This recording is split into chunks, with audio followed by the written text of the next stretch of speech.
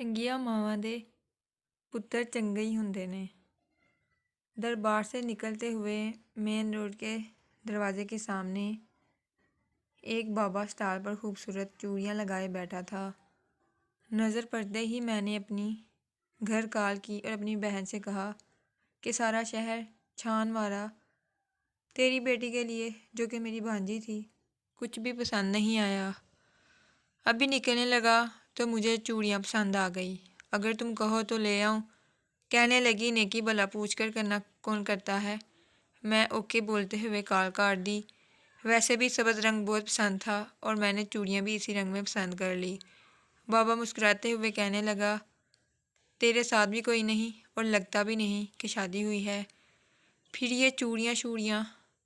मैं भी मुस्कुराया और इससे मजाक के तौर पर कहा कि आपका वक्त ख़त्म हो चुका और मेरा शुरू हो रहा है, समझा करें।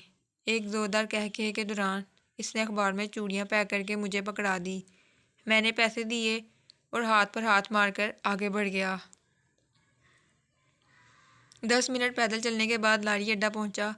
अपने शहर जाने वाली गाड़ी पर बैठ गया। मेरे साथ वाली सीट पर एक माँ और एक कमसन बच्ची दोनों आपस में बातें कर रही थी। इनकी ज़ुबान से शहर की सड़कों की तारीफ़ सुनकर मुझे लगा कि ये किसी गरीब घराने से हैं, क्योंकि मेरा अपना ताल्लुक़ भी गरीब घराने से था। शायद इसलिए मैं मौका पाकर झिझकते हुए माँ जी से पूछकर, माँ जी आप कहाँ से हैं और कहाँ जा रहे हैं, और ये छोटी सी नन्ही परी को क्यों डांट रहे हैं। माँ ने तहम्मुल से जवाब दिया कि ये मेरी नवासी है और हमारे घर की लाडली है। इसका बाप एक हादसे में दुनिया से जा चुका है और मैं अपनी दूसरी बेटी के घर जा रही हूँ। वहाँ भी मेरी 2 नवासियाँ हैं और कल इनकी शादी है। तो ये बार बार मुझे हर चमकती हुई चीज़ देखकर लेकर देने पर मजबूर कर रही है। अब भला मैं इतनी मुश्किल से गाड़ी पर चढ़ी हूँ, यहाँ तक आते हुए भी थक गई हूँ, और अब मैं कैसे जाऊँ, फिर वापस आऊँ और पता नहीं और गाड़ी मिले ना मिले।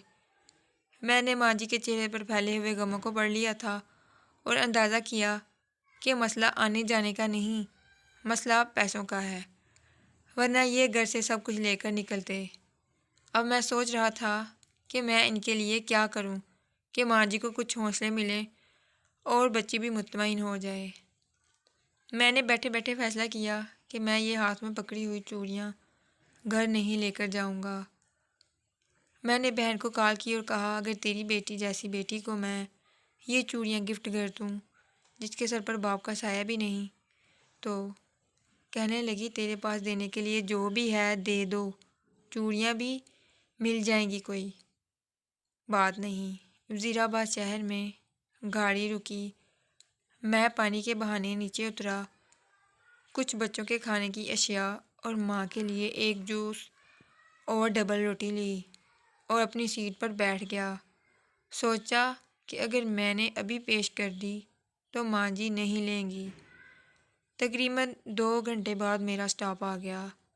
मैंने चूड़ियाँ और वो खाने का सामान और साथ में कुछ पैसे माँ जी के हाथ में दिए, जितनी मुझे तौफीक थी, और कहा कि माँ जी आपके साथ मेरा सफ़र इंतहाई अच्छा रहा, मेरे लिए दुआ कीजिएगा और मेरी तरफ़ से ये छोटा सा तोहफ़ा आपकी नवासी के लिए। मैं इतना कह कर बस से नीचे उतर रहा था कि पीछे से मुझे उस माँ की आवाज़ आई, चंगिया मावां दे पुत्र चंगे ही हुंदे ने, जा अल्लाह तेरी खैर करे।